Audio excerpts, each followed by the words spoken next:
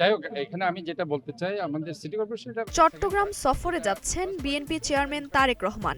রাতে চট্টগ্রামে থাকবেন তিনি। আগামীকাল চট্টগ্রাম, ফেনী, কুমিল্লা ও নারায়ণগঞ্জে ৬টি জনসভায় অংশ নেবেন। নির্বাচনী প্রচার শুরু করেছিলেন ২২ জানুয়ারি সিলেট থেকে। ঢাকা ১৭ আসনে ধানের শীষের প্রার্থী হয়ে লড়বেন তারেক রহমান। ঢাকা থেকে আসছি নজরুল ইসলাম খান। বলেন যে আপনার তো চট্টগ্রামে আপনার সবকিছু, আপনি চট্টগ্রাম চলে যান তাড়াতাড়ি।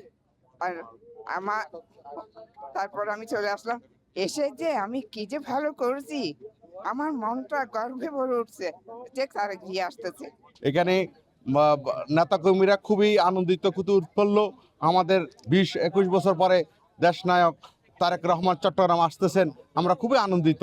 ইনশাল্লাহ ইতিহাস রেকর্ড করবে কালকে সমাবেশ। চট্টগ্রামবাসী উন্মুখ হয়ে আছেন এবং সেই লক্ষ্যে বৃহত্তর চট্টগ্রামবাসী কিন্তু উচ্ছ্বাসের সাথে ওনাকে কালকে বরণ করে নেবেন।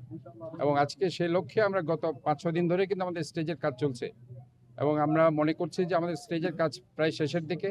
আমাদের এই যে প্রচার প্লাস রয়েলেস, আমাদের যে এলইডি স্ক্রিন সহ সব মিলিয়ে আমরা মনে করি যে আমরা কমপ্লিট, আমরা প্রস্তুত আছি। আমাদের এই যে চেয়ারম্যান সিকিউরিটি ফোর্সের কর্মকর্তাবৃন্দ আমাদের সাথে আছেন, ওনারাও কিছু আমাদেরকে সাজেশন দিয়েছেন। অ্যাকর্ডিং টু দেয়ার সাজেশনস আমরা সেটাকে কিছু মডিফাই করছি।